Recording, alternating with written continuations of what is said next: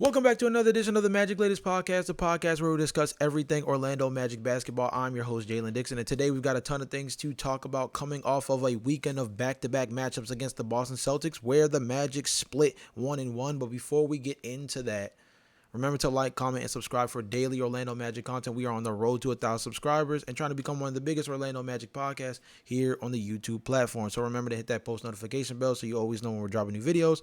Let's go ahead and get right into it. We're actually going to pick up with the second game where they fell to the Boston Celtics, 111 to 107. We're going to pick up there and work our way backwards, right? So starting off with this most recent game yesterday, Jalen Suggs, 20 points, 8 rebounds, 4 assists, 3 steals. Gotta love it. Like, I was a big fan of how he was able to really find his shots in this game. 6 of 8 from the floor. Got to the free throw line 7 times, which was second best, or I guess technically third best on the team. 2 of 4 from beyond the arc. Really good game for him in elevated minutes. He played 28 minutes in this game. Paolo Banchero, 28 minutes.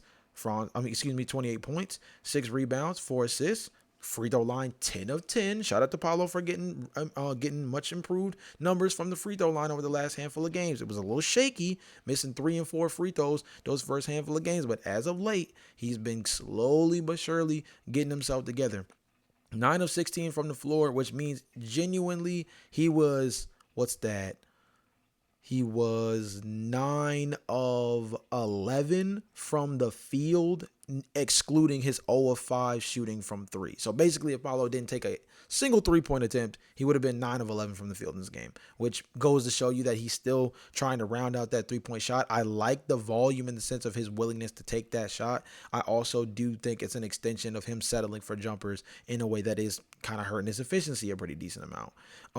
The scapegoat of this game, and a guy that we're going to talk about a little bit later in the podcast, is Desmond Bane. 9 points, 5 rebounds, 6 assists, 0 of 1 from 3 in 35 minutes of action, which is the second most of any player on the Magic in this game. And for the Celtics, this was a 3-man carry job. Jaylen Brown, 27 points. Derek White, 21 points. And Anthony Simons off the bench, 25 points. Not to mention, Luka Garza did chip in pretty nicely off the bench with 16 points and 8 rebounds in 17 minutes of action. Now, let's go back to the game prior to this one. Let's try to highlight the positives just as much as we can highlight the negatives. The negative in that game is that the Boston Celtics were absolutely able to catch fire in the fourth quarter from beyond the arc, and the Orlando Magic cost themselves significantly with the fact that they could not hit the side of a barn from beyond the arc in that game. We'll get into that a little bit more when we talk about the turnover issue, because that was something that contributed to a lot of Boston getting hot in that secondary game. In the first game against the Boston Celtics, Jaylen Brown, 32 points, 9 rebounds, 3 assists. Peyton Pritchard, 27 points, knocked down 5 threes. Derek White, 16 points, 10 assists. Anthony Simons kept at bay 11 points in 17 minutes. But us, on the other hand, what is that? 7 players in double figures in that first win against the Boston Celtics. 27 from Franz Wagner to lead the charge, 22 from Desmond Bane. We are going to talk about him a lot more later on the podcast, but let me spell this out for y'all. 22 points in 36 minutes, tied for second most in this game for the Orlando Magic. 6 rebounds, 7 assists, 8 of 15, 4 of 5 from the free throw line, 2 of 5 from beyond the arc. We also had Wendell Carter, 18, Paolo Banchero, kind of a quiet night, 15 and 9. A game where it was a true collective effort. 7 guys all in double figures. The 3 balls seemed to be hit in a real way. Everyone that played at least 17 minutes in this game hit at least 2 threes, except for Paolo Banchero, who was 1 of 3 from beyond the arc. The 3 ball was falling so much that they finished this game shooting 47% from beyond the arc. For context, that was to the Boston Celtics 35%. Here's where the discrepancy is. In the secondary game against the Boston Celtics, where they lost, Celtics shot 39% instead of 35%. And instead of shooting 47% from beyond the arc, the Orlando Magic shot 23%. That's the biggest difference. Or is it? The other big swing, fellas, the turnover problem. It's going to be a question that we have all season long. This is a young basketball team, and they seem to still be trying to figure out how they want to play this style of basketball. But it's very simple. 29 points off of 17 turnovers. You want to know how badly this turnover issue is plaguing the Orlando Magic? When Jamal Mosley was asked in post-game after the loss to the Boston Celtics if he considered going to Noah Penda any other time in the game beyond the 10 seconds he played on a night where Jonathan Isaac only played for less than 5 minutes, his response was 17 turnovers for 29 points. It has nothing to do with the rotation. Essentially saying the man feels as though he has an understanding of what his rotation should and does look like on a night-to-night basis. And he feels confident in what he is doing from a roster standpoint in terms of who he's putting out in these combinations. And I don't necessarily disagree with him per se. Like I said, Jalen Suggs is slowly but surely starting to ramp up a little bit, hence the 28 minutes in the most recent game. Do I still think that Anthony Black should get a little bit more tick while Jalen Suggs is starting to work out the kinks? Sure, but of course, when he's coming off of 20 points and 8 rebounds, 4 assists, and shot the ball relatively well, you're not going to necessarily poo-poo his performance when you see that he has a good grasp of what he can do when his minutes are ramped back up. So we're not going to dwell on that too much. I think everybody is still in agreement that fooling around with more of a small ball lineup where Paolo Banchero plays the 5 is something still worth kind of delving into a little bit more in terms of the intrigue that it has, in terms of trying to play a style that leans a little bit more into this up-tempo play style that they have by forcing Paolo to have to be the big man both on offense and defense. He would have to be somebody that has to get back much faster. It makes it where a lot of people try to put the black hole target on Paolo Banchero. The ball slows down with Paolo. Well, at the small ball 5, he is much more required to kind of play with a more up-tempo mindset because him versus typical 7-footers, he's going to beat those guys down the floor 10 times out of 10. At least he should offensively. And then defensively, it's much more important for him to get back on defense as quickly as possible because of the fact that he is the final line of defense as a rim protector in that kind of lineup. So that's obviously something that Magic fans want to see, but Mosley is standing by his rotation in which guys like Noah Penda aren't seeing too much tick. Somebody else who has been out of the rotation is Jace Richardson. I don't know if this is for any particular reason. There's no reporting that says that anything is wrong as far as him from an injury perspective, and it comes up as a DNP coach's decision. So we'll have to see. But the turnovers are a big issue. I don't necessarily, you guys can let me know in the comment section down below how strongly you feel about what he's been doing from a rotation perspective in terms of why the Orlando Magic are not playing up to what they're worth, but from a talent perspective, obviously, right? But I do agree, at least if we're talking about this game against the Boston Celtics, the second one where they lost 111 to 107, the most recent one. This game really came down to the game prior, you shot 47% from beyond the arc, and this game you shot, again, 23. That is a swing by itself, right? And they went from shooting 35% from beyond the arc to 39, which is a slight improvement. But when you take such a significant dip from beyond the arc and they even slightly improve, that's going to change the point total significantly, right? Then you flip that. Everything else was about even, if not in Orlando's favor. Points in the paint goes to Orlando. Second chance points just barely lost that, 18 to 17. Fast break points goes to Orlando. Even assists, it was 21 to 22 in favor of Boston. Rebounds, 50 to 49 in favor of Orlando. Like, this was pretty even. The two spaces where this team lost in this game was from beyond the arc, where they were terrible, and allowing points converted off of their high turnover rate, where, again, they turned the ball over 17 times. The Celtics turned it over 14. In those 14 turnovers, Orlando literally only converted 15 points. That's just barely over a point, if that. That's really just barely under a point per possession created off of those turnovers. That's not effective. That's not effective at all, and it's not efficient for a team that should be much better defensively. But let's go ahead and let's go ahead and really address the real elephant in the room, because we could talk about turnovers all day, but at the end of the day, it's a concept that's going to always ebb and flow on a night-to-night basis of, can the team simply take care of the ball? Can they deal with on-ball pressure? And can they effectively make the most out of the turnovers they've been able to force? And so far, that's been a struggle to keep some kind of consistency with for the Orlando Magic. But one thing that has really stood out to me through these first handful of games, and we are officially through the first, 1/8 of the season for the Orlando Magic now. Yep, 10 games in. So about the first 1/8 of the season, 10 games deep. The trend that's built for me, and something that I think is worth asking the question, is Desmond Bane actually not getting the ball enough? See, I think the biggest issue is that we looked at Desmond Bane and we may be falling into that circumstance of, I remember Paul George said this about his time playing with Doc Rivers, where he said he tried to put me in a box and essentially force me into a role that was similar to mimic JJ Redick in his time when he coached the LA Clippers.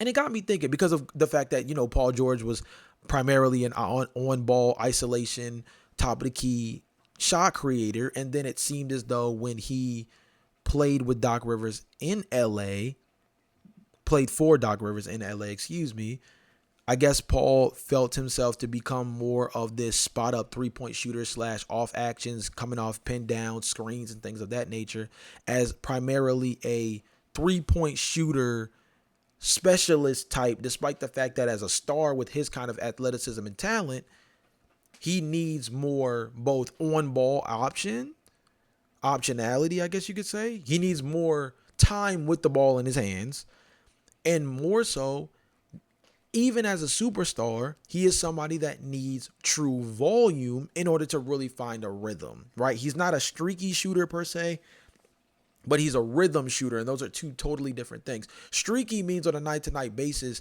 that, depending on whether or not the hand is hot enough, will determine just how many times you'll shoot. Rhythm shooter is somebody who needs a consistent amount of shot attempts on a night-to-night basis in order to get themselves to a particular average or convert to what would be considered their consistent rate, right? So Paul George is somewhere where typically anywhere between 15 to 17 shot attempts per night is about where a rhythm shooter of his ilk needs to be at in order to be truly offensively effective on a night-to-night basis. And that got me thinking. I was looking at the game chart for Desmond Bane over these last 10 games, of course, dating back to the home opener against the Miami Heat. And it got me wondering, maybe Desmond is just not touching the ball enough, right? He has scored in single digits 4 times this season. 4 times. Only one of those times did he take more than 10 shots. Let's refine it. And only one of those 4 games where he scored single figures did he take double-digit shots. And that was against Charlotte, where he had 9 points, 4 rebounds, and 7 assists. Not Charlotte, against Chicago, or was it Charlotte? That is Chicago, yes. Where it was 9, 4, and 7. But other than that, he has had a game of 18 shots. That was against Miami to start the season off, 23 points. Against Philly, 17 shots, 24 points. And against Boston, in that first matchup where they won, 15 shots. Every single game since the regular season began that he has gotten double-digit shot attempts, except for the one where he took the 11 against Charlotte. I want to say it's Chicago though. It says CHA. I want to say it's Chicago. except for that one game, Desmond Bane has scored in double figures every time he has had double-digit attempts. And when he has had single-digit attempts, he has had single-digit point outcomes. So again, this makes me wonder. This is a long-winded way of me trying to say, I think there's a real conundrum here where although Desmond Bane is somebody they do want to have within these actions, they've used Desmond Bane more as a screener in this offense. They've created opportunities for him to be able to do slip and rolls, things where he can come off of pin downs and get open 3-point opportunities off the wing in like, catch and shoot situations. They've done stuff to kind of draw up offensive plays to get Desmond Bane open, but it's almost like it's oriented when you look at his shot distribution and how low. Again, 2 games of only 6 field goal attempts. 2 games, and it was against a depleted Atlanta Hawks team and against the Washington Wizards that are starting a second year and a rookie in their backcourt. And he got a combined 12 shots and was 2 of 6 in both games in these matchups. Like, that's ridiculous. Now, I get one of the games he got ejected because of the Ayaka situation, but nonetheless, that was in the middle of the third quarter. Like, that's actually kind of ridiculous from a pacing perspective, like to only have 6 shots by that point in the game. So it brings me back to my original point about the Doc Rivers, Paul George trying to turn him into JJ Redick. I wonder if this is an issue of trying to convert Desmond Bane as the quote-unquote third option to be that guy that's just their like specialist knockdown 3-point shooter. And for anybody that's watched the Memphis Grizzlies over the last a handful of seasons, with Desmond Bane getting a lot more burn on ball, Desmond Bane is not AJ Green for the Milwaukee Bucks. Desmond Bane is not someone like, I want to use a good example, a Duncan Robinson for now the Detroit Pistons.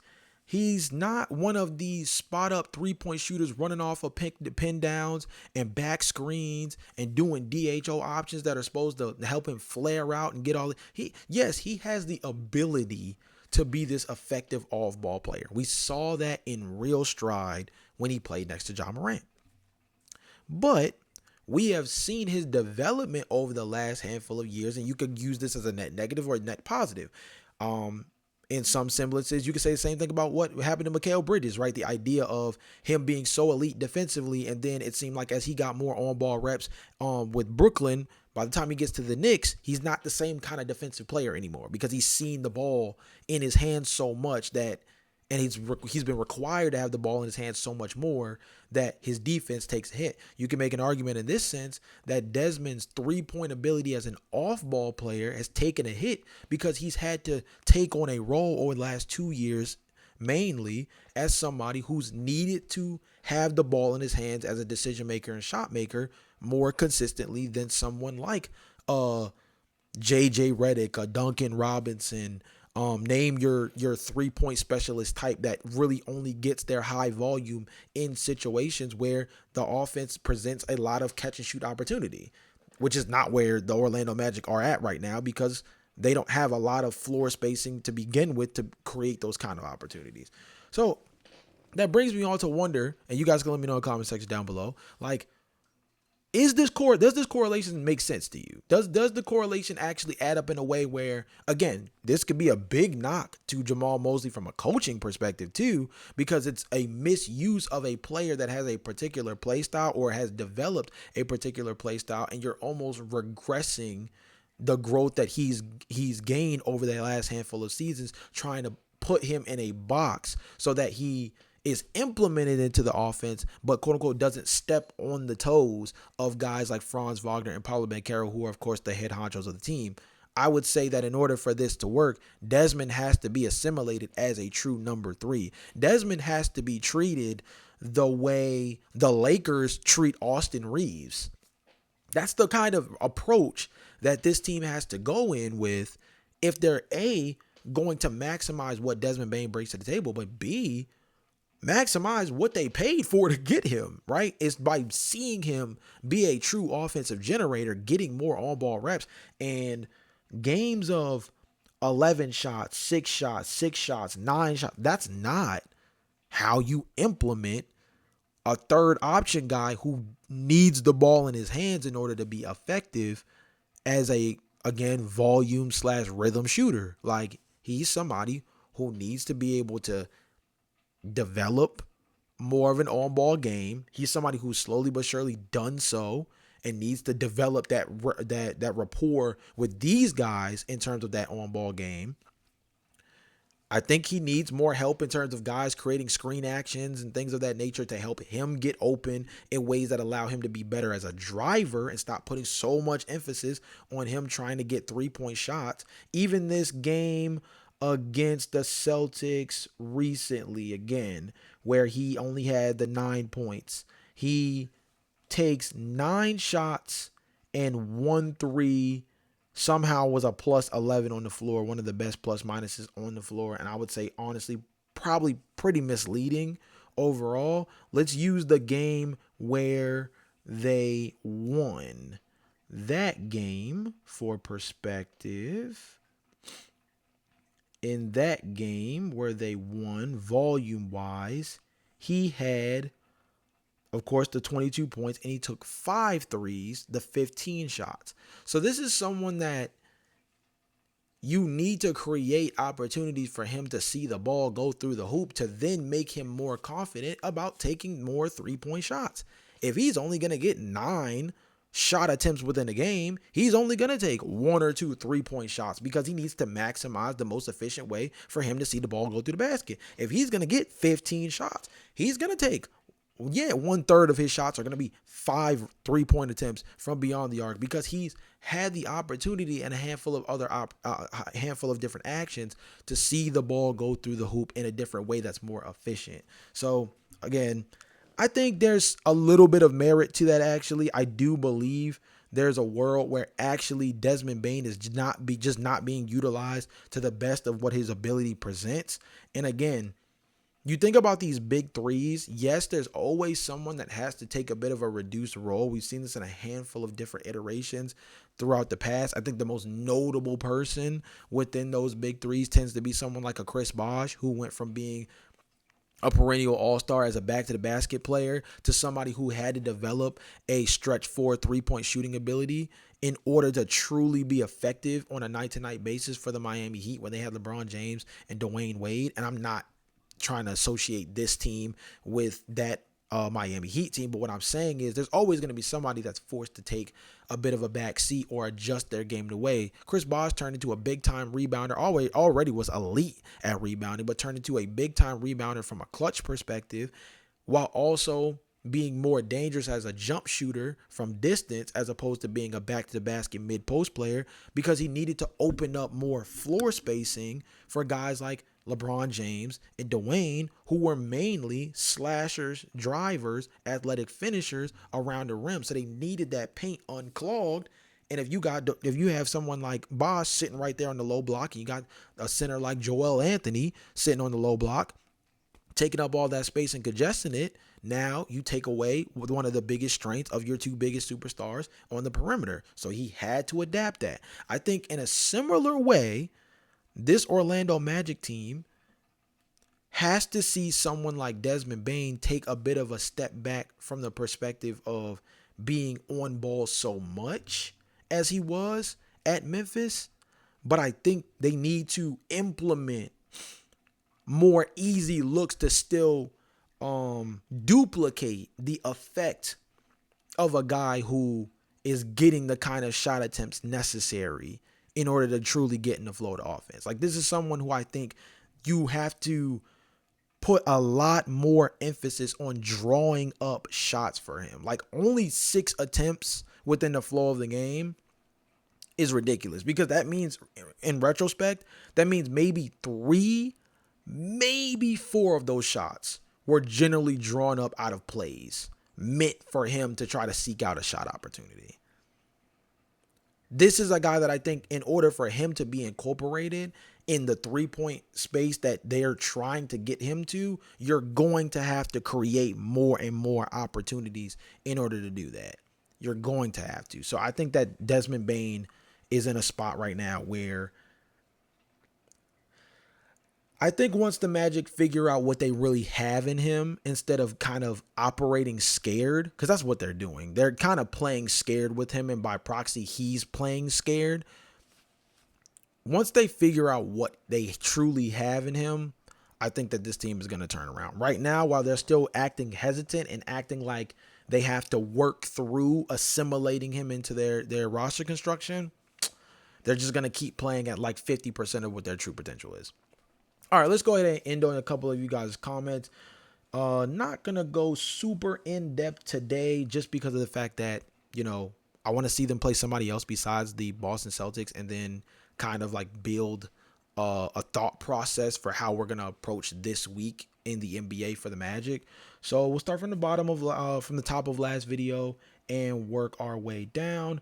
First one from Mind for Hoops. Keep up the good work, brother. I just started off this YouTube channel looking to cover the whole league, but the main team I'm covering is the Orlando Magic. In the future, I would love to chat it up with you on some basketball discourse. There's a bunch of you lately that have been hitting the comment section talking about wanting to have me on your podcast to discuss Orlando Magic basketball or any other kind of NBA topics.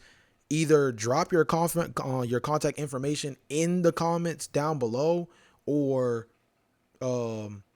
you can also DM me on Instagram at Jalon's World, JALONS World, for more like specific if you want to get to me one-on-one. But honestly, in the comment section is not a bad place because we can all kind of set up collaboration opportunities by dropping that kind of info down below. But thank you though. I really appreciate it and would not mind at all. Next up, Luis Rosario 9522. I think going with Paulo, Franz, TDS, AB, and Goga would be all about size and everyone else come off the bench. Totally understandable. Cool with that. Not even mad at the idea of someone like AB starting. I think TDS is somebody that, with the fact that he's provides so much three-point ability, is something that you want to take into account, given that he does have the range to be an upside defender. Been about 50-50 so far this season. Goga, I think, would be about having another floor spacer, again, kind of with TDS in this situation. You would probably make Paulo the strong 4. Franz would be I believe you would probably just have Franz be the 2, TDS at the 3, and AB at the 1. Jalen Suggs coming off the bench. Again, I've said in the past, I don't necessarily hate it because I feel like we still need to preserve him in these early stages of the season. Having Desmond Bane come off the bench for what you traded for him is a big gut check, and it might be too much of an admission to maybe making the wrong decision. I think something that we'll discuss, it won't be a comment that comes up in this comment section, I don't believe. It is something I'm going to end the podcast off with, though, is a question about what the Orlando Magic should have done looking back at that Desmond Bane trade. But yeah, I don't think that what you traded for Desmond Bane, you can truly move him to coming off the bench as your Malik Monk microwave scorer type. Even though there's a world where maybe he does fit more of that archetype for this team, you can't 10 to 15 games in, I don't even think your first season into the trade, you can admit defeat to that level of having him come off the bench, even if there's a world where him plus Tyus off the bench is the move for that. And by TDS starting, you would have to keep one of either Paulo or Franz on the floor in those minutes with the bench in order to have some kind of true wing at the 3 spot, because that's a really shallow spot as far as the depth chart is considered for the Orlando Magic. Rosario also said, I think Mark Jackson could do for us what he did for the Golden State Warriors and get us focused on group and development into deeper playoff teams. So the reason why I can't agree with that, Luis, is because Mark Jackson is relatively distant from the game now in a way where, even though he's still covering the game as a commentator primarily, I don't necessarily know if this version of the NBA that his developmental style will work.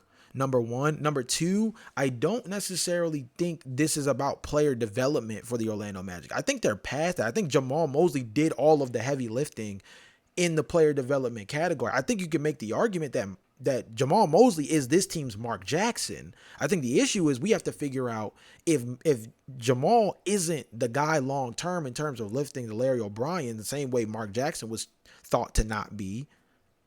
Who is the Steve Kerr for this Orlando Magic team? I think that's maybe a better example is less of Mark Jackson being the one to come take over and fill that spot, and more of Jamal Mosley actively playing the Mark Jackson role, named to face bar for bar in terms of what he's been able to do over the last 4 seasons, turning this franchise around after the fire sale they had a few years ago. And now, in order to take them from just that growth and development stage into a deeper playoff team, they need somebody who can help elevate from where Mosley has already gotten them to. So I would actually say, I think your thought process is right that we need somebody who can take this team to the next level if Jamal isn't that. I just think that Jamal is actually the guy who's done all the heavy lifting, and we just need that guy to push things over the edge a little bit. Brandon G407, shout out to you, bro, says, I'll say this first. I'm not a fan of Goga, but I think Goga is a better fit with the starters, and I think Wendell and J.I. off the bench is a good duo that would complement each other better than J.I. and Goga. At the very least, this is a problem. This is my problem with Mosley. We're struggling. Shake it up, bench Wendell and start Goga, and I don't like someone in and out of the lineup or restricted with minutes, and a good team has continuity, so start AB. Let Suggs be his reckless self off the bench, and you have him be the main option with the second unit. Again, totally kind of agree with this one. I think the duality of Goga and J.I. as two guys that seem to want to really shoot the three ball this year, and J.I. fell in love with the three ball over the last 2 to 3 seasons, as two guys who both want to shoot it from back there. It's not doing as many favors, right? That's why Mo Wagner was so useful, and it hurts that he's gonna, miss so much time this year, because I think he could be a guy who really settles this team down, because they need a grinder. They need somebody who could just be a big time, consistent rebounder. Like, one of the things that made this bench unit so dangerous 2 years ago was that he was just absolute gangbusters off the bench with Goga Batazde as two guys that just played really high up tempo. They like to run in transition. Goga was shooting threes, granted not at a crazy high volume, but Goga was shooting threes. Mo was running the floor. They were two of the better rebounding duos. They were one of the better rebounding duos off the bench that we had in the league last year. And Goga and Mo Wagner were kind of like this Orlando Magic's team version of what like Amin Thompson and Tari Eason were as complete game records for Houston last season. Like, oh, we can't shoot, but hey, we play defense hard and we get out in transition, and we're gonna just find baskets based off our athleticism. And that's kind of what Goga and Mo Wagner were, not to the same level by any means, especially on the defensive end, but offensively the energy aspect was there. That's why I'm sure a lot of Orlando Magic fans are saying this, but like, we've really missed Mo Wagner right now, and it's things like this, stretches like these, where you really miss that leadership aspect, and you recognize why they went out of their way to let go of so many guys to free up the space to bring Mo back on a 1-year deal, even if they know that this year is pretty much chopped. Sharp T9E says Draymond Wright. I think Russell Westbrook would have been a good pickup. I think that was in relation to the Draymond comment I talked about last pod, where I said that, he said that there's a lack of veteran leadership within the Orlando Magic locker room. Brandon G responds by saying, I think we should have pounced on Westbrook a few years ago. I could care less about others' opinions on him. The man balls. People act like putting up triple doubles is easy, not impressive when he does it, but nobody on this team gets triple doubles. P5 gets close and we lose our minds, but Westbrook's seen as not winning basketball, would kill for his mentality and leadership right now. I suggested Russell Westbrook as an option on the free agency market before the season started. Like, he was somebody that I thought could be like a really easy snipe. Before he ended up landing with Sacramento, he was kind of just sitting there on the shelf, and it seemed like he didn't have a really good market. There was even a point where people were speculating whether or not he would consider overseas options. He never validated those, but those were opportunities that were available to him. Instead, he sat around and waited for a Sacramento Kings team to come get him, and he returns to the California area where he's grew up at, and he's balling. as of recently for them. But I said this back in the summer. You can go check. I'm sure there's even a thumbnail with it where I mentioned guys like Russell Westbrook, Malik Monk, Victor Oladipo, who actually just signed with or was traded from Golden State's G League affiliate team to the Milwaukee Bucks affiliate G League team. I thought he would be a really interesting fit for this team. Didn't end up, landing the spot either. So kind of just got to take it for what it is. Couple of other funny ones. Ephraim Bolden 7892 said we need to re-sign Bol Bol. I'm not gonna lie, don't even know where Bol Bol is, but he was a fun player while he was with the Magic. From a rebounding and offensive perspective, sure. Defensively, always seemed like he never really knew where to be on the floor as far as being able to help defensively, and I think that's part of what made him so hard to play under Jamal Mosley, is that a defensive-minded coach. To have somebody who just seems so not in tune on that side of the ball, it kind of made it hard for him.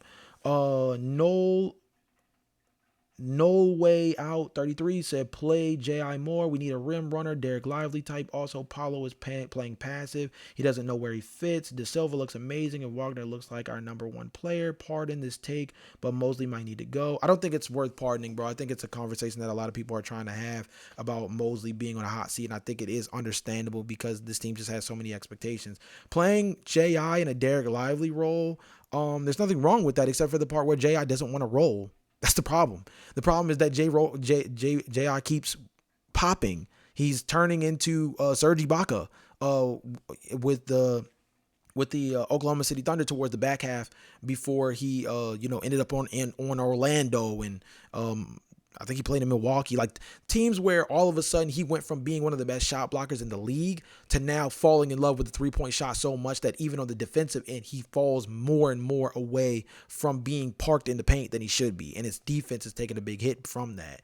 J.I. just he's not playing like a rim roller. Like if we had a Derek Lively type, or who's somebody who's not starting right now, like Nick Richards, I think is a good option for this one. If we're talking budget ballers. Nick Richards, Day'Ron Sharpe. This is a higher profile name because I don't think he's going anywhere. But Onyeka Okongwu for the Atlanta Hawks. Like those are guys that are truly playing with rim running pressure as their lead focus offensively. John Collins for the Clippers right now, another guy who I think would be really good for this because he gives you that three-point shooting ability, kind of like J.I., but his first threat, his most dangerous asset, is his athleticism around the rim as a lob threat. If J.I. wants to play more like that, he could play more minutes. Also, you kind of can't play J.I. more because we don't know how many minutes is too much for him in order to keep him healthy. So that's tough. Last two, and then my question of the day to end off. Carlos Diaz 8907. You've been very active in my comments. I've seen your name a couple of times. Shout out to you. We came up with the W against Boston, but I was focused on Paolo on D, and honestly, I'm hating this attitude. He is cruising on D, and something it's happening because he isn't vocal, and he does not talk to anybody when they call a timeout. I don't like his body language. A superstar don't act like that.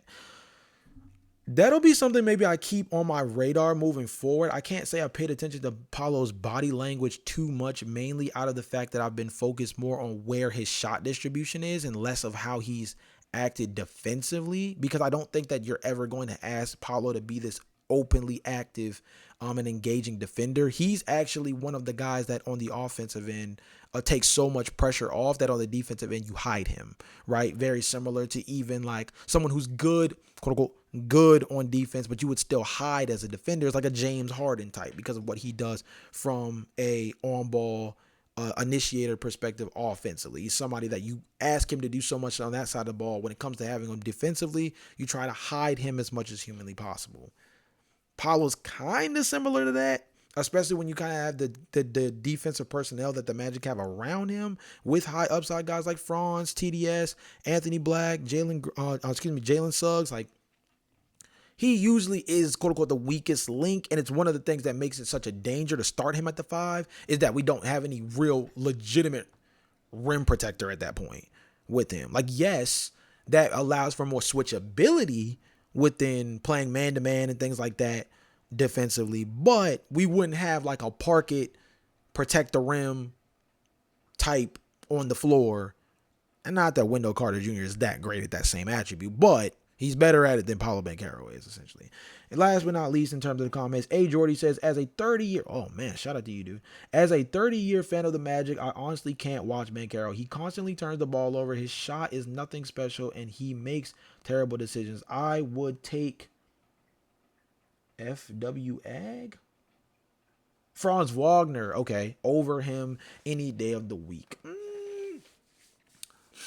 I can understand that when you're talking about his efficiency issues, but again, I think the thing that gets a little lost in the start for Franz and TDS versus everyone else is that those guys have been playing basketball for the last month and a half before the season started, playing against grown men and playing with the intention of winning a championship, which Team Germany did in Eurobasket. So that they've been playing high-level basketball next to other high-level NBA players on a stage overseas that plays with a lot more physicality, and they're kind of fresher by proxy as in terms of already having their quote-unquote sea legs underneath of them from a basketball perspective, because that's all they've been doing for the last month and a half at the highest level available, right? This wasn't a pro-am run. This wasn't Black Ops, the Black Ops runs. This wasn't any of those. These were legitimate games with real stakes at mine. So, yeah, that's really what I have to say on that one. I think that Franz Wagner is the number one option. I don't hate it necessarily. I think he's good enough to be the number one option on this team, even with Paolo next to him. But I also would say that I think a lot of it is just getting into the flow of the season. Just getting into the flow of the season. You can tell the difference between those two, again, coming back from playing in Eurobasket compared to everybody else. They look comfortable. These other guys seem like they're trying to get themselves back into game shape. I don't know if that's a detriment to the coaching or if that's a detriment to the players individually for not being already ready. But those guys had an opportunity overseas to make the most of their offseason and build themselves into coming into this regular season for the Magic, and they made the most of it. The others either didn't have the opportunity or didn't have an opportunity similar enough to be able to get the same type of benefits. All right, cool. So my question of the day to end the podcast, I think, is one that really sits with me in terms of what the Orlando Magic didn't do by proxy of the Desmond Bane trade. You see what Cedric Coward is doing for Memphis right now as a small forward, which would be more directly in tune with where this team kind of needs the depth right now if you wanted to start someone like TDS next to Franz Wagner and Paolo Banchero, right? You see what Cedric Coward is doing for the Memphis Grizzlies to kick off this season. And I know hindsight is 2020, seeing what Desmond Bane is right now versus what we knew Desmond Bane to be before the trade. And I'm going to ask this, and again, I think I already know the answer because, again, hindsight is so 2020. But you guys let me know. Knowing again, take into account what you knew about Desmond Bane before the trade and not knowing what you had in Cedric Coward besides the fact that he was a high upside player. Take what you knew about Desmond Bane and take what you now know about Cedric Coward. Would you still have done the Desmond Bane trade knowing that you were getting a projected 20-point per game scorer from the Memphis Grizzlies for a basically just within / just outside of, it was right there on the borderline of the NBA lottery, or with the upside and cost control and more positional value at the small forward position, do you stay pat and take someone like Cedric Coward, who I thought would have been a perfect fit at that spot before the Desmond Bane trade took place? I even had a whole podcast dedicated to saying that I thought Cedric Coward would be a perfect fit for this Orlando Magic team if they used their early first round pick. So seeing what you've seen from Cedric Coward and knowing what you knew about Desmond Bane, who would you have rather had? Interested to hear what you guys say in the comment section down below. With that being said, it's been another edition of the Magic Layers podcast. Remember to like, comment, and subscribe. Hit that post notification bell so you always know when we're dropping new videos. And I'll see you guys tomorrow. Peace.